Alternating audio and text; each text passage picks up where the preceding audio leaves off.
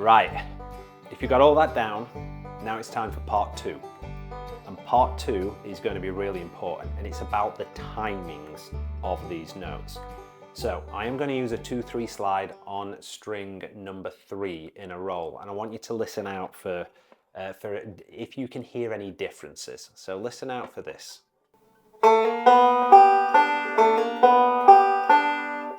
And really tricky. Let's try once more.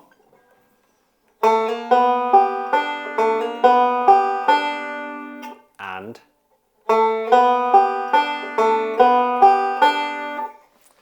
right, well, they are 2 different timings. So with ornamentation and these techniques, you're generally going to get them over 3 different timings. Some you'll see a lot more than the other, but you're going to get them over quarter notes, 8th notes, or 16th notes.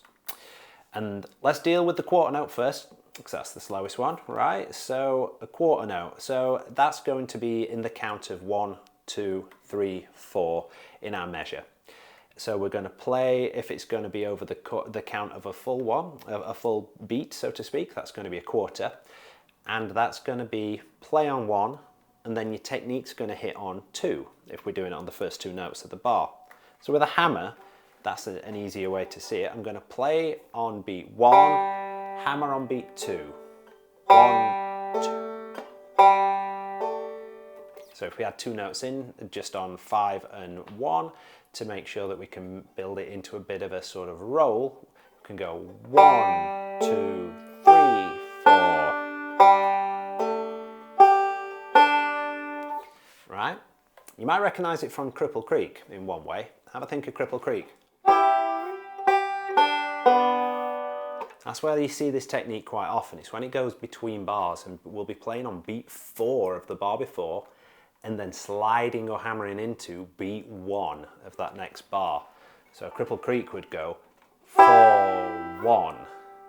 Origin note on the 4, then sliding to hit the note on the 1. And what you have to do with that is make sure you reach that destination note on that next beat, right? So 4, 1. Make sure you're ending on it at that right time. Okay? So you'll sometimes see it in a C chord, maybe like a 1 to 2 hammer going over a bar, and it'll be 1, right? 4, 1, 2, and 3, and 4, that sort of thing. They're tricky, so it's about holding back and making sure you drop and count. But now the next 2 are the ones that you are going to see more and more and more and more and more. And these are the 2 that you really have to be careful with, not to mix up and sort of merge between, to make sure you get each one absolutely prime with its own timing. And these are 8ths and 16ths. So let's take a moment and just count a bar in 8th notes. 1 and 2 and 3 and 4 and. Right, let's play it with an alternating roll. We're just going to do 3, 2, 5, 1. 1 and 2 and 3 and 4 and.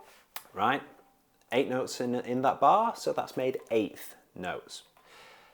If you see an 8th note timing, what you're going to see is that your note finishes generally underneath another pick note, something like that, right? This is the way they generally get used. And you're going to see that the origin is on that beat, let's say beat 1, and then the destination is under the and. Right. But we're also picking under the and as well, quite often. But let's take the picking out. So let's do a 2 to 4 slide on string 3, and we'll play on 1, slide on and then we'll fill the roll in afterwards. So 1.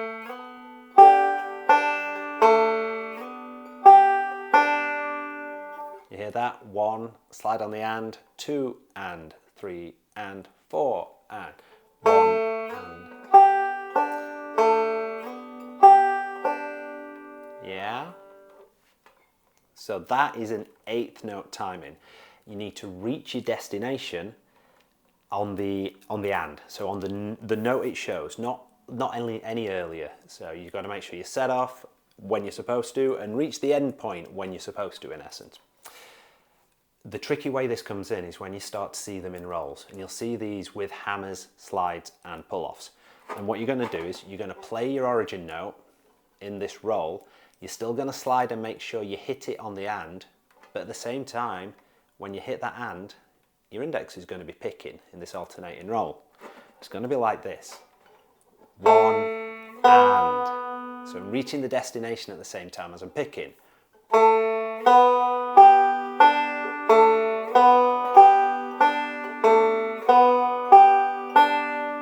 It's a really subtle, smooth sweep into that next note. Cool. I'm going to play one with just the timing and then one with the extra pick note on that index. Right, so have a listen.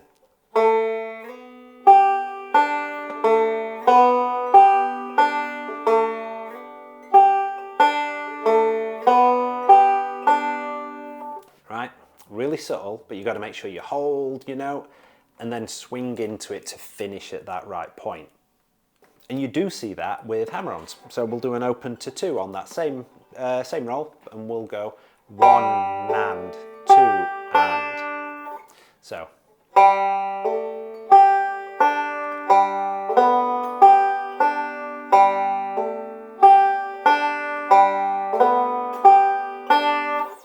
Trickier to hear, right?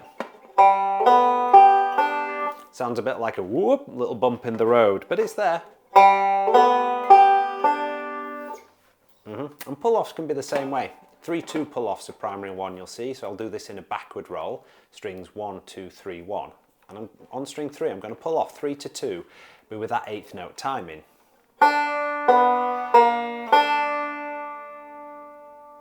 So it kind of delays on that 3rd fret and pulls off to that 2nd when I'm picking that last note.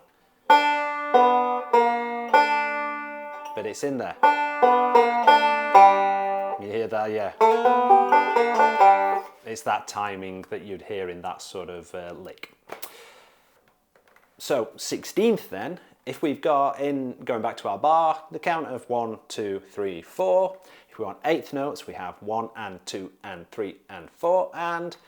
If we want 16th notes, that's going to dissect the 1 and the and. So it's normally like an E. So a 1E and 2E and, right? Okay, tricky to count. Let's see how it plays. So when you look at the tab, it's going to show you that the destination note for your technique, your ornament, is going to finish before that next pick note. So thinking back to our 3-2-5-1 roll and that 2 to 4 slide will do. I am going to now, you can see that 4th fret is actually finishing before that next pick note instead of at the same time. So I've got to make sure I dissect those 2 picked notes. I don't want to go slower on the hand and hold for it. I don't want, and I'll show you an example of that in a minute. What I want to do is dissect it.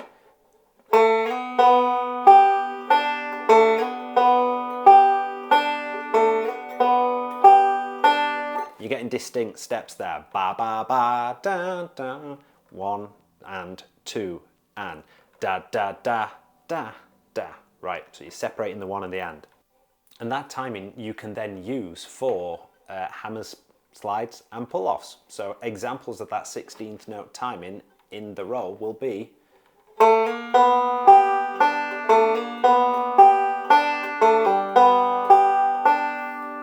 Three examples there, all dissecting that da da da. 3 distinct steps, not like a swooping glide into it, right?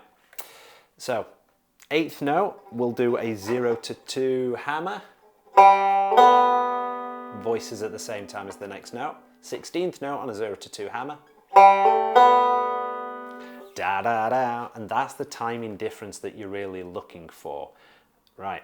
Your best way, I think, to practice these is to get the sheets that are going to be available for you in the links. But sit there and just work the timings and offer one up against the other. And what you don't want to do is swim the two sort of together. And as I was saying a moment ago, we don't want to hold back that first note. So what I mean by that is, when you're playing the technique, the right hand play wants to be continuous. The roll wants to be continuous. Monotonous, reliable. And the technique drops in. It doesn't, hold the picking pattern back whilst we're waiting for it.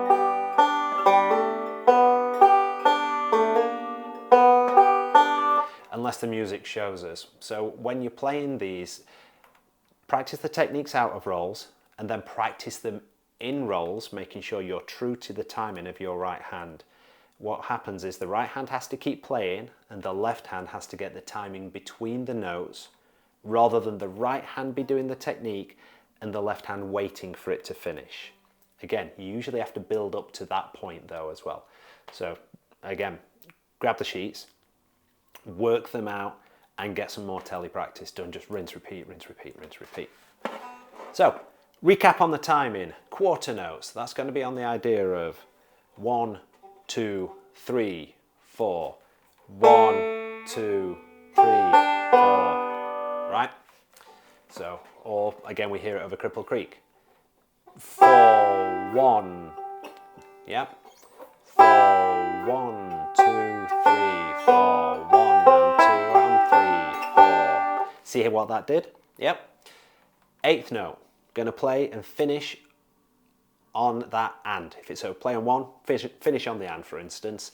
And if it's in a roll, it's going to be underneath that pick note. So.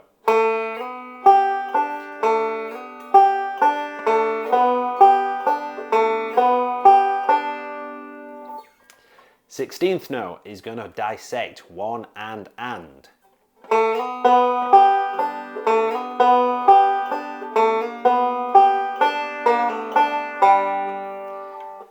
Cool. Righty. Techniques.